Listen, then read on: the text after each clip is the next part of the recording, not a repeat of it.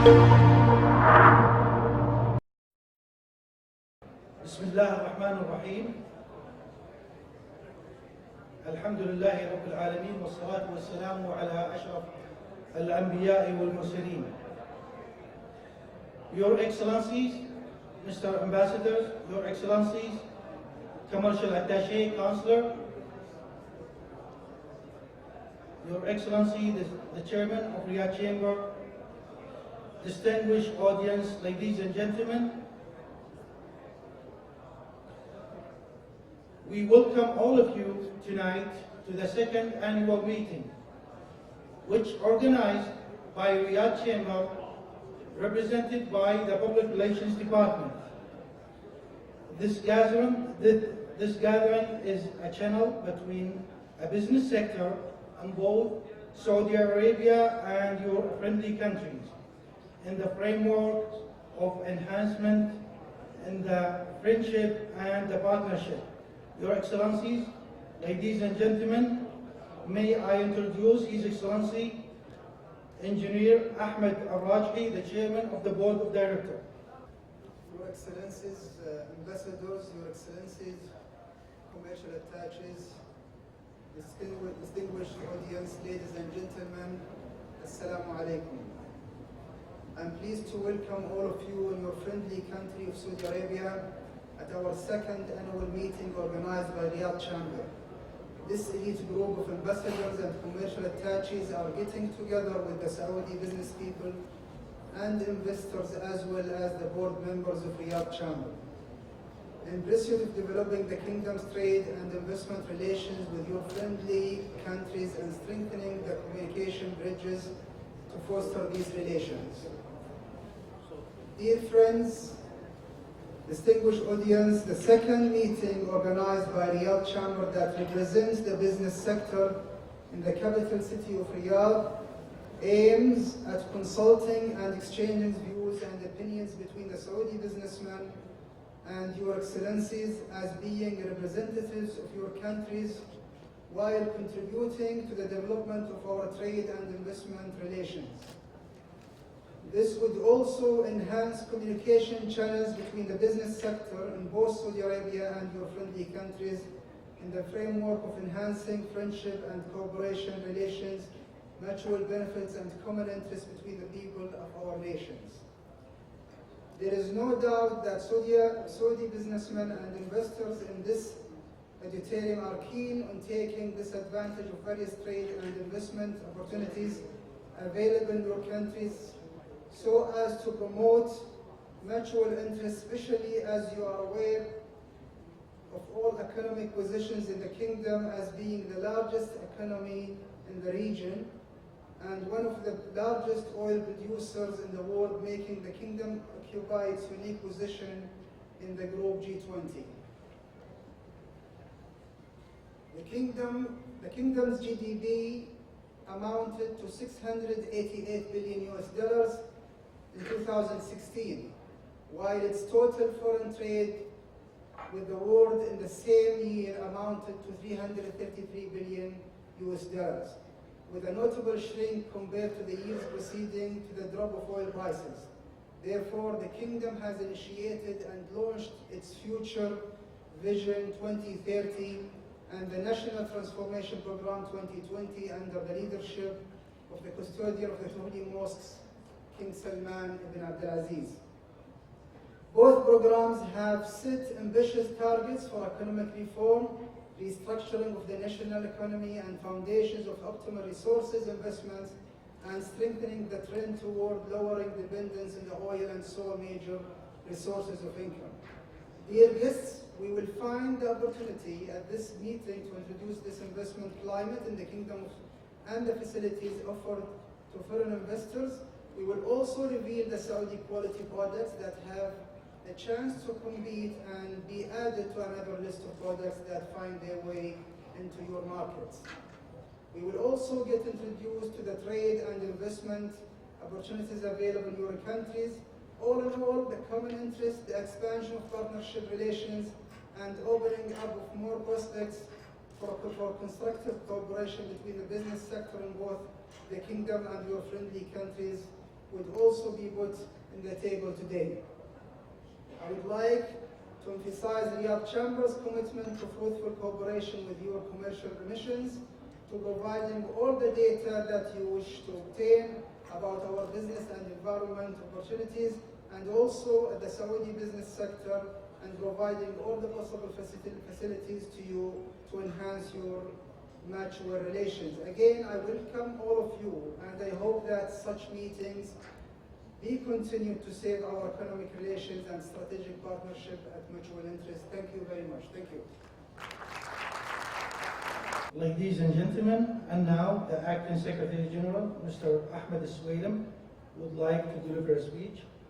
Your Excellencies, representative of diplomatic mission and commercial attachés at the embassies of our friendly countries. Your Excellencies, Chairman and Board members of Riyadh Chamber, ladies and gentlemen, Assalamu alaikum. We are pleased in Riyadh Chamber to welcome you to express our thanks and appreciation for accepting the Chamber invitation to participate in this renewed annual meeting for the second time in a row. Today, we are here to reaffirm our commitment to enhance the continued communication and cooperation between Saudi business people and diplomatic commercial bodies of friendly countries to open more channels of direct communication, which would allow for broader room of mutual cooperation and developing relations between the Kingdom business sectors and its counterparty in your respective countries. The Chamber, as being the representative of the private sector in Riyadh, has always been keen to strengthen the bridges of cooperation and constructive relations with your respective countries by promoting mutual meetings between the Saudi business people and their counterparties in your respective countries. The Chamber is also calling for the business people in your countries to invest in the many gigantic profit-generating projects in the Kingdom that has many features that are not available in many other countries.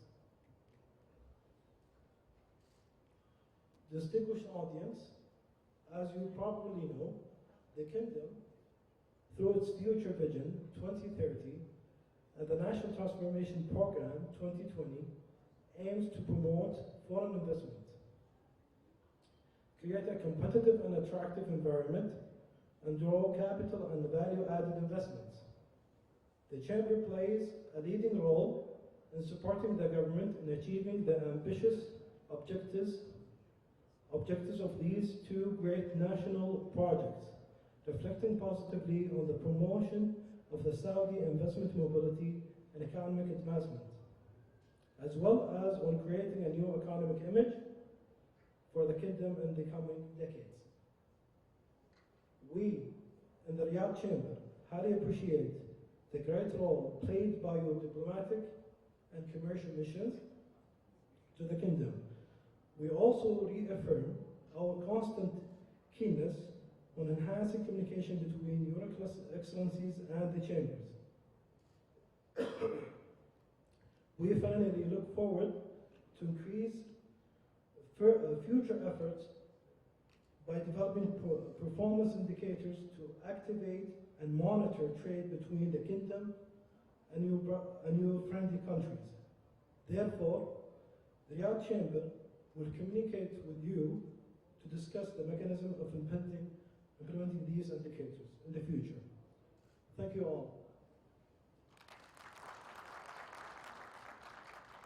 Ladies and gentlemen, I would like to introduce Mr.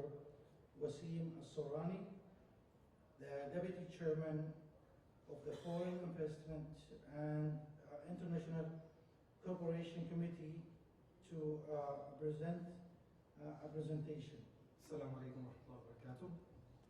Ladies and gentlemen, allow me to start first by thanking you for taking the time and accepting our invitation tonight. It is very important and it's really encouraging to see the number and the mixture of the people that I see in front of me me tonight, so thank you. I will go directly to the point. I'm much more business-oriented rather than anything else, and that's the main idea of the committee I represent tonight. So our international committee was, I'm going to jump through the slides because I want to reach to the most important point. As the previous speakers already told you, what we're trying to do is to align and making sure that the Chamber of Commerce, through their different committees, is catering well for the international investors as well as the Saudi investors, which falls hand in hand and it goes parallel to 2030 vision as well as the National Transformation 2020. And that's the idea of the International Cooperation and Investment Committee that I'm representing. And the most important thing here is basically to talk about the goals of this committee. The goal of this committee mainly is to facilitate, to have a focal point where everyone can go to directly and consult or ask if they have any questions in mind. The members of the committee were carefully chosen from businessmen, lawyers, international investors, Saudi international investors of the nature, to understand exactly what is needed in any environment to be friendly for investors, and that's the main idea that we're trying to implement. Going to the objectives. So the first objective would be facilitate, represent, and upgrade the common interest of the Saudi and foreign investors. That's very important for us. We know that we might have some obstacles today. Some of the international and foreign investors did and still face some obstacles. We want to understand them. We have the right channel to go and talk to the concerned parties to do it. Enhance the mutual cooperation between companies, institutions, and research centers. The Chamber of Commerce has a huge research center and it has the reach for different government entities and bodies where it can help, but we need a focal point. We need a point to start to go and talk and represent everyone. Organize meeting and roundtable and arrange visits.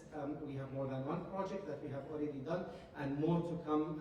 Please make sure that you leave your contact numbers if you're interested with us, so we will put you on the contact list. One of the main objectives of tonight is to build our database.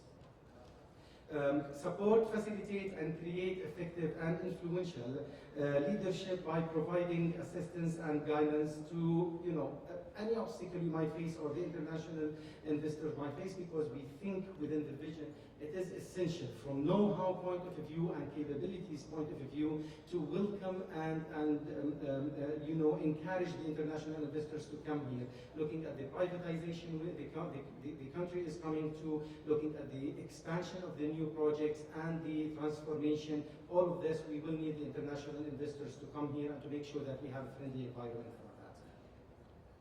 Hold convention and exhibitions, which maybe this is one of them, though it wasn't done directly by us. I thank my colleagues for it, but this is one of the things that we will be looking for to continue the communication directly.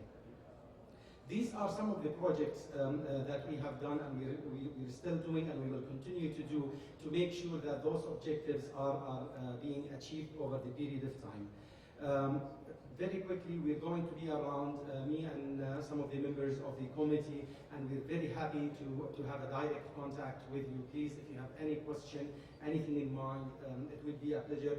One more time, thank you very much for coming, and I would like to thank my colleagues from the Chamber of Commerce for making this happen, and have a lovely evening, everyone. Thank you. Now, a presentation by the Saudi General Authority for Investment, represented by His Excellency Mr. Imad Abdul Qadir, who is the Director, Investor Attraction. Well, thank you, Mansour, and thank you, Mr. Ahmed Al-Rashhi and Mr. Ahmed Al-Suwail.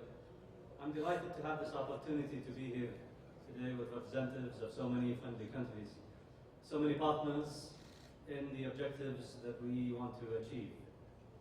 Saudi Arabia is going through tremendous changes that will create opportunities, and opportunities not only for Saudis, but for Saudi Arabia's friends as well.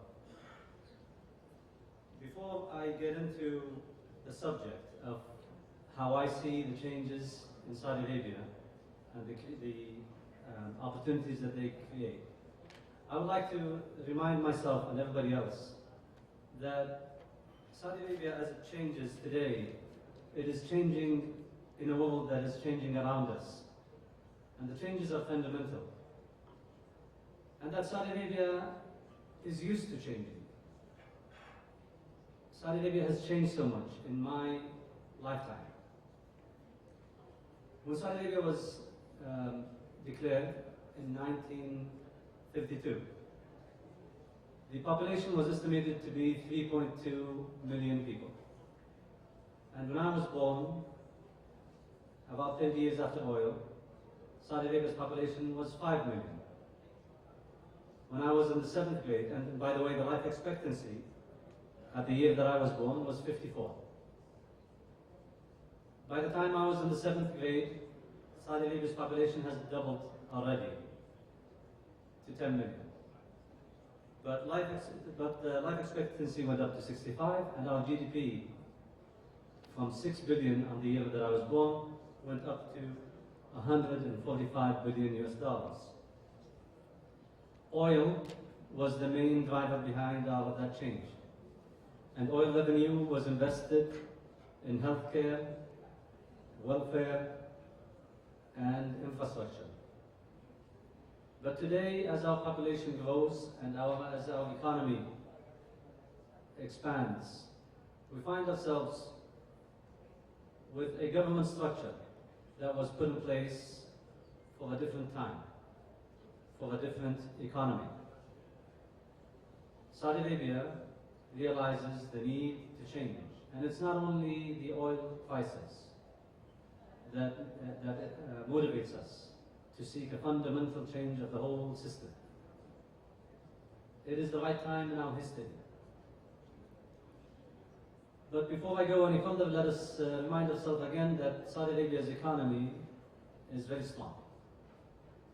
And despite the fluctuations in oil prices, we still have a very solid foundation to build on.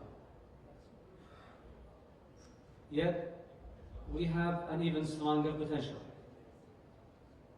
Our advantages and our natural resources are many, and none of them has received as much attention as the oil has throughout our history. And today we aim to change that.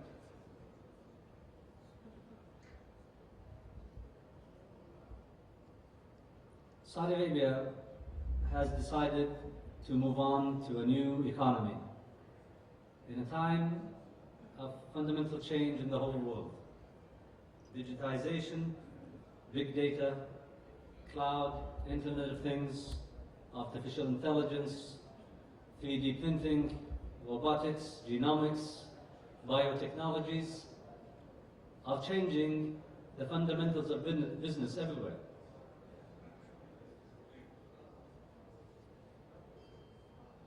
And I'd like to claim that our most difficult change and the most fundamental change that Saudi Arabia is going through has already happened.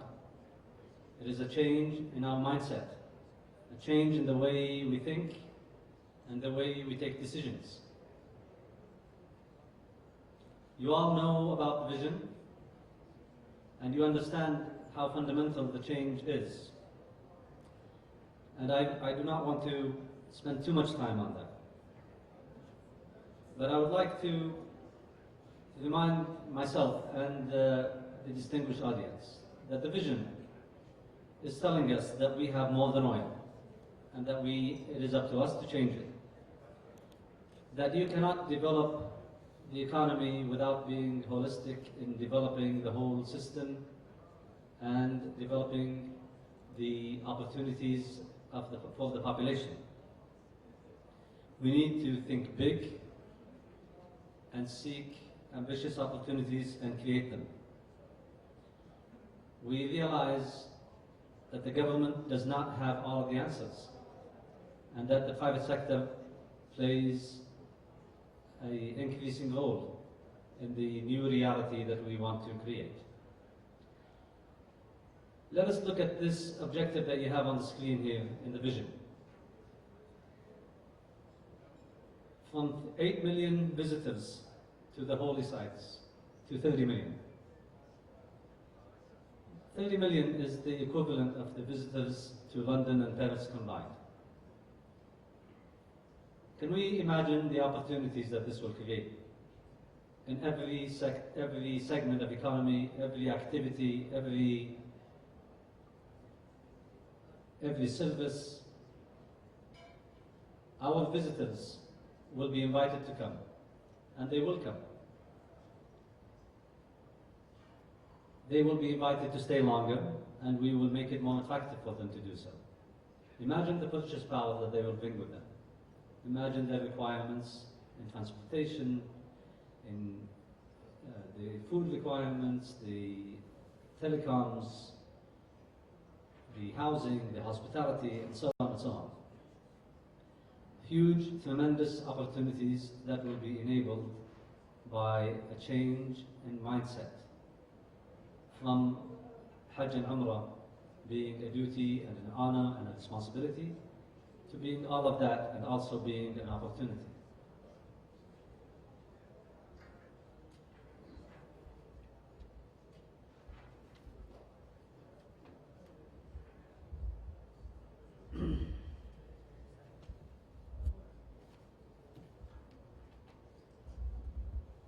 I don't want to keep you standing much longer and being between you and the networking session, so I will go straight on to what has already happened and what is being changed. We all understand that to achieve the ambition that is Vision 2030 that you are all familiar with, the changes are going to be fundamental. And today we have these 11 executive programs that have already been set in place. Each single one of them attempts to achieve an aspect or more of the vision. But some of them will also have unintended consequences. Some of them will have a price to pay.